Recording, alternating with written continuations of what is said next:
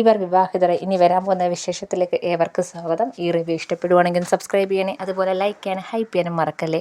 അങ്ങനെ അജയ് പൂജയ്ക്കാന്നും പറഞ്ഞ് അജയെ പിടിച്ച് അവിടെ ഇരുത്തിയതിന് ശേഷം അഞ്ജനയും ഒരുങ്ങി സുന്ദരിയായിട്ടൊക്കെ വരുന്നുണ്ട്.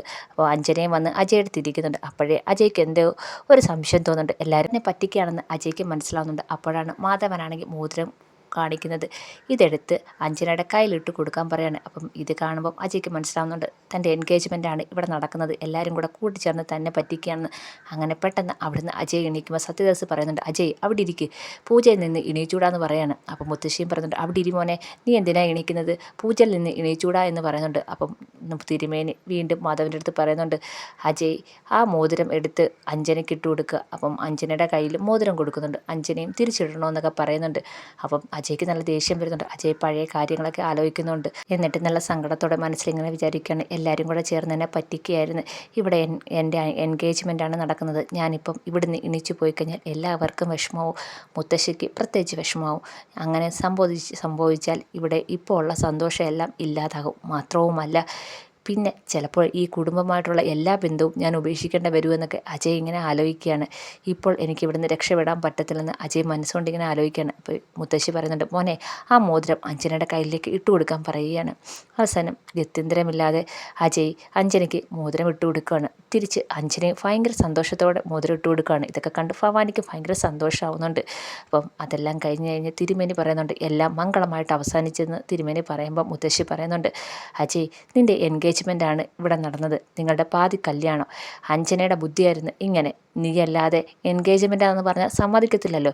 പിന്നെ നിങ്ങളുടെ എൻഗേജ്മെൻറ്റ് ഇനി നീട്ടിക്കൊണ്ടു പോകാൻ പറ്റത്തില്ലെന്ന് അഞ്ജന പറഞ്ഞു. അവൾ തന്നെ ഒരു ബുദ്ധിയും പറഞ്ഞു തന്ന്, അവളുടെ ബുദ്ധിയാണ് ഇതെന്ന് പറയുകയാണ്. ഇത് കേൾക്കുമ്പോൾ അജയ്ക്ക് നല്ല ദേഷ്യം വരുന്നുണ്ട്. അജയ് ഭയങ്കര ദേഷ്യത്തോടെ അഞ്ജനയെ നോക്കുന്നുണ്ട്. അഞ്ജനയാണെങ്കിൽ വിജയിച്ച മട്ടിൽ അജയെയും നോക്കുന്നുണ്ട്. എല്ലാവരും ഭയങ്കര സന്തോഷത്തിലാണ്. അജയ് ആണെങ്കിൽ അവിടുന്ന് ഭയങ്കര ദേഷ്യത്തിൽ അങ്ങ് എണീച്ച് പോവാണ്. അപ്പോൾ മുത്തശ്ശിക്ക് മനസ്സിലാവുന്നുണ്ട്, അവിടെ നിൽക്കുന്നവർക്ക് എല്ലാവർക്കും മനസ്സിലാവുന്നുണ്ട്. അപ്പം അഞ്ജന അജയ് എന്ന് വിളിക്കുന്നുണ്ട്. അജയ് മൈൻഡ് ചെയ്യാതെ അങ്ങ് കയറി പോവുകയാണ്.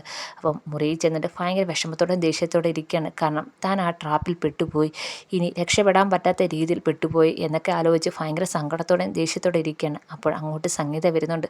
മോനെ എന്നും വിളിച്ചുകൊണ്ടാണ് വരുന്നത്. അപ്പം അജയ് പറയുന്നുണ്ട്, എല്ലാവരും കൂടെ എന്നെ ചതിക്കുകയായിരുന്നില്ലേ, അമ്മയില്ലേ പറഞ്ഞ് എന്തോ പൂജയുണ്ട്, ഈ ഡ്രസ്സ് ഇട്ടുകൊണ്ട് വരണമെന്നൊക്കെ അമ്മയല്ലേ എന്നോട് പറഞ്ഞത്, അമ്മയും കൂടെ ചേർന്ന് എന്നെ ചതിക്കുകയായിരുന്നു എന്നൊക്കെ അജയ് ഭയങ്കരമായിട്ട് പൊട്ടിത്തെറിക്കുന്നുണ്ട്. അപ്പം സംഗീത പറയുന്നുണ്ട്, മോനെ ഇവിടെ എല്ലാവരും ആഗ്രഹിച്ചതാണ് നിൻ്റെയും അഞ്ജനയുടെ വിവാഹം, അത് നടന്നല്ലേ പറ്റൂ. നിന്നോട് എൻഗേജ്മെൻറ്റിൻ്റെ കാര്യം പറഞ്ഞാൽ നീ സമ്മതിക്കത്തില്ലെന്നറിയാം, അതുകൊണ്ടാണ് ഇങ്ങനൊരു കള്ളത്തരം അമ്മയ്ക്ക് പറയേണ്ട വന്നത്. അപ്പം അജയ് ചോദിക്കുന്നുണ്ട്, നിങ്ങളെല്ലാം കള്ളത്തരം പറഞ്ഞ് എൻ്റെയും അഞ്ജനയുടെയും വിവാഹം നടത്താനാണോ തീരുമാനിച്ചിരിക്കുന്നത്? അതൊരിക്കലും നടക്കത്തില്ല, ഞാൻ സമ്മതിക്കത്തില്ല, അഞ്ജനയുമായിട്ടുള്ള എൻ്റെ വിവാഹം നടക്കാൻ ഞാൻ സമ്മതിക്കത്തില്ല എന്ന് പറയാണ്.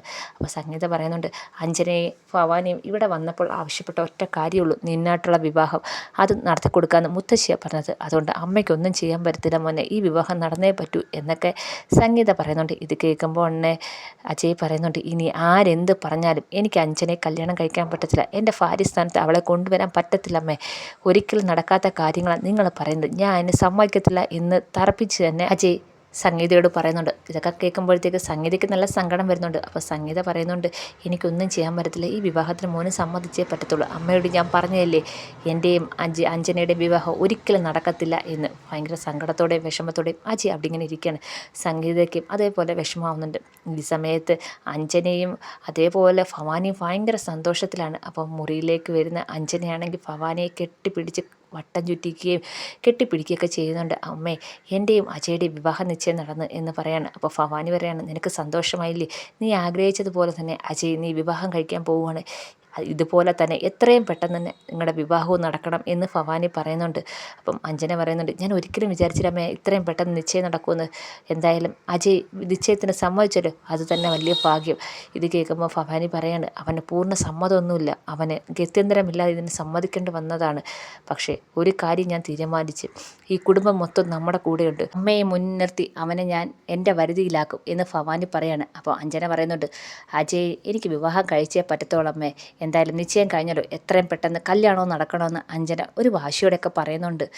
അങ്ങനെ സംഗീതയാണെങ്കിൽ ഈ സമയത്ത് ഭയങ്കര ധർമ്മസങ്കടത്തിലാണ്. മോൻ്റെ സങ്കടം കാണാനും വയ്യ, വീട്ടിലെല്ലാവരും കൂടെ തീരുമാനിച്ച കാര്യം എതിർക്കാനും വയ്യാത്ത ഒരവസ്ഥ നിൽക്കുകയാണ്. അങ്ങനെ പിറ്റേന്ന് നേരം വെളുക്കുമ്പോൾ അജയ് ഓഫീസിലേക്ക് പോകാൻ ഒരുങ്ങുമ്പോൾ സംഗീത ഓടി വരുന്നുണ്ട്. മോനെ ഒന്നും കഴിക്കുന്നില്ലേ എന്ന് ചോദിക്കുന്നുണ്ട്. അപ്പം അജയ് കുറച്ച് ദേഷ്യത്തോടെ പറയുന്നുണ്ട്, ഇല്ല എനിക്ക് വേണ്ട. അപ്പം സംഗീത പറയുന്നുണ്ട്, എന്താ നീ എന്നോടും പിണക്കമാണോ?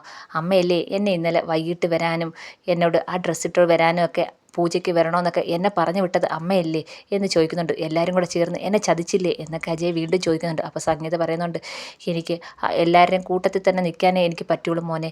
നിന്നോട് പറഞ്ഞു കഴിഞ്ഞാൽ നീ സമ്മതിക്കത്തില്ല, അതെല്ലാവർക്കും അറിയാം. അതുകൊണ്ട് നീ അറിയാതെ തന്നെ എത്രയും പെട്ടെന്ന് നിശ്ചയം നടത്തുക, അത് മാത്രമേ എല്ലാവരും ചിന്തിച്ചോളൂ.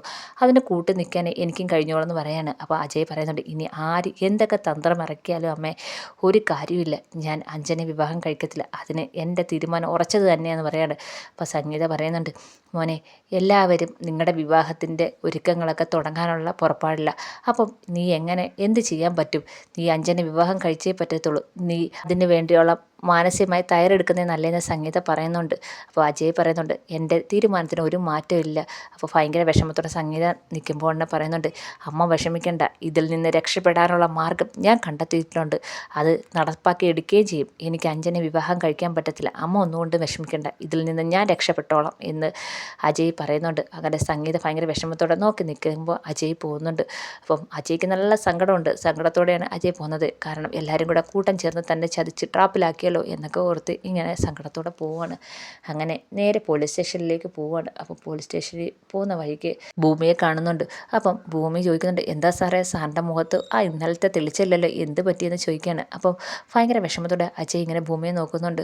എന്താ സാറേ എന്തെങ്കിലും പ്രശ്നമുണ്ടോ? എന്തെങ്കിലും പ്രശ്നമുണ്ടെങ്കിൽ എന്നോട് പറ, എന്നെക്കൊണ്ട് പരിഹരിക്കാൻ പറ്റുന്ന കാര്യമാണെങ്കിൽ ഞാൻ പരിഹരിക്കാം എന്ന് പറയുന്നുണ്ട്. അപ്പം അജയ് കുറച്ച് സങ്കടത്തോടെ പറയുന്നുണ്ട്, പേഴ്സണലാന്ന് പറയാണ്. അപ്പം ഭൂമി ഇങ്ങനെ നോക്കുന്നുണ്ട്. ഇന്നലെ വീട്ടിലൊരു പൂജയുള്ള കാര്യം ഞാൻ ഭൂമിയെടുത്ത് പറഞ്ഞില്ലേ?